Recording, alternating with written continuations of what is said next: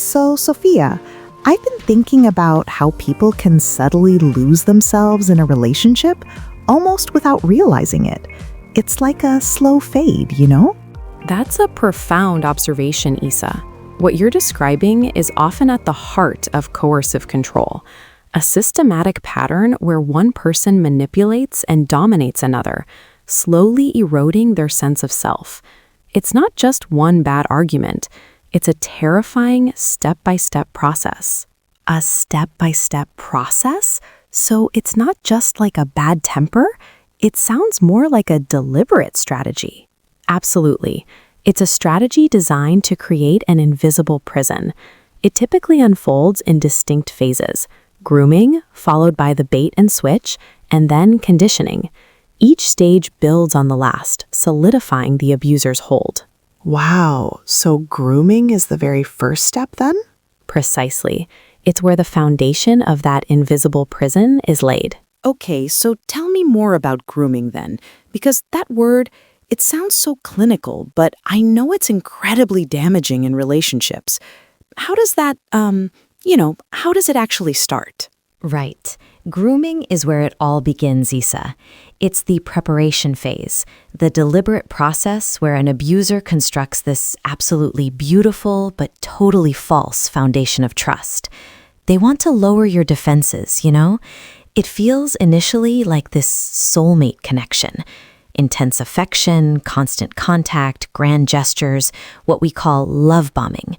They make you feel like you're the absolute center of their universe, which is, well, incredibly seductive, right? Yeah, I can totally see how that would be almost irresistible. Like someone finally gets you, you know?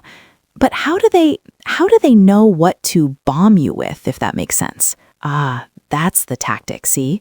They meticulously study your vulnerabilities, maybe a recent breakup, a difficult childhood, career stress, and present themselves as the perfect solution to your pain. It's very calculated. They really try to get into your head.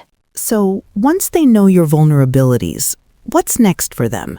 How do they, use that information to really start pulling someone in? Well, after identifying those vulnerabilities, they start to monopolize your time, Isa.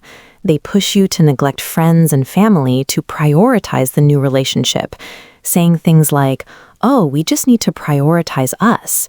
They might even demand access to your social media accounts as a sign of trust.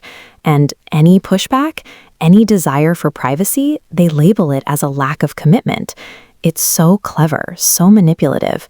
The primary goal of grooming, Isa, is to foster such deep emotional dependence that when the abuse inevitably starts, you're more likely to defend them or even blame yourself rather than leave. That's why victims often stay and distance themselves from those trying to help, you know? It's like they've been trained. Wow, that makes so much sense. Like why it's so hard to break free. So they've built this false foundation, as you said, and the person is totally hooked. What happens next? Does the perfect persona just instantly disappear? Not instantly, but yes, it shifts. This is the bait and switch phase, Isa, where the mask really starts slipping. The idealized partner, the bait, is replaced by the truly controlling individual, the switch, once they feel you're committed. The vibe here, it's total confusion. You feel like you're losing your mind because this person who was so kind and supportive is now cold, critical, volatile. And then there's the gaslighting, right?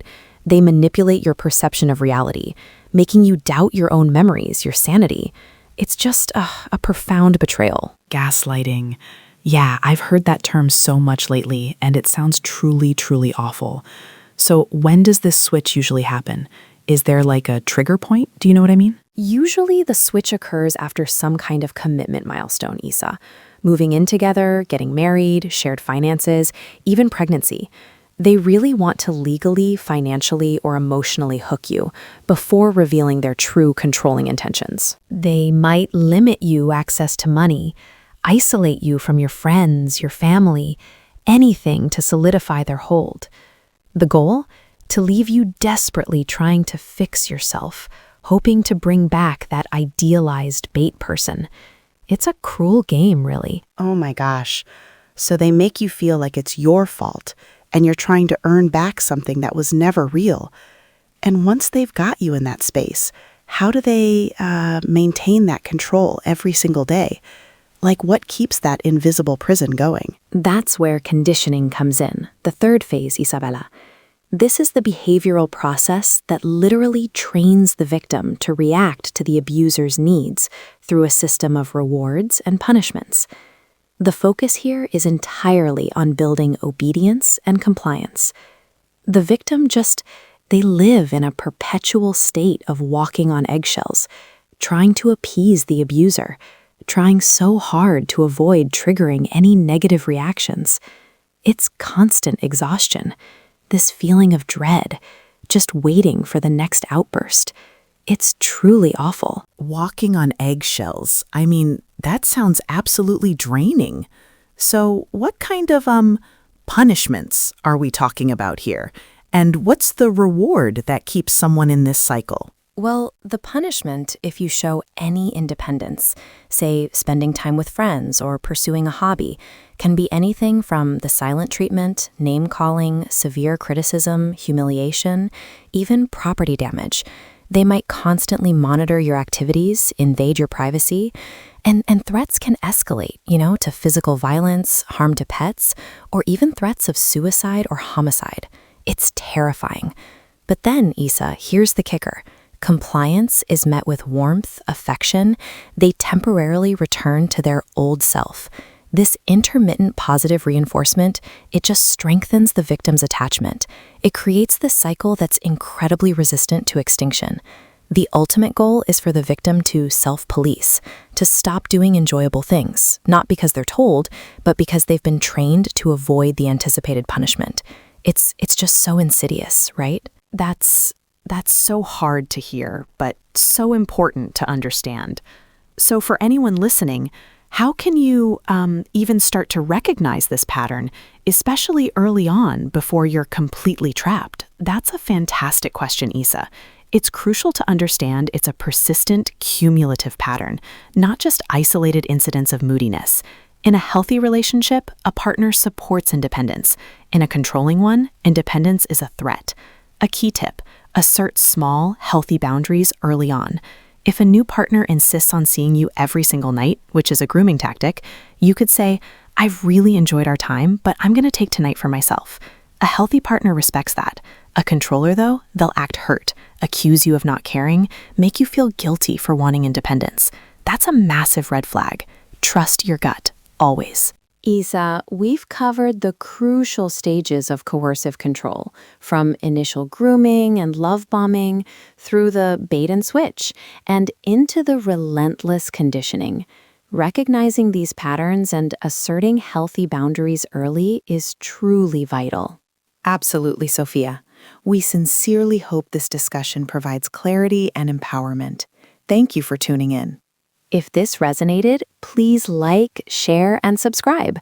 For daily inspiration, thought nuggets, and community, follow Good Life Guide on Facebook, Instagram, TikTok, Pinterest, and YouTube. Watch us here on YouTube to sit back and relax, or listen on Spotify and other podcast platforms for convenient on-the-go listening. Find more resources at www.goodlifeguide.org. We genuinely love spreading this awareness and appreciate the community we're building together.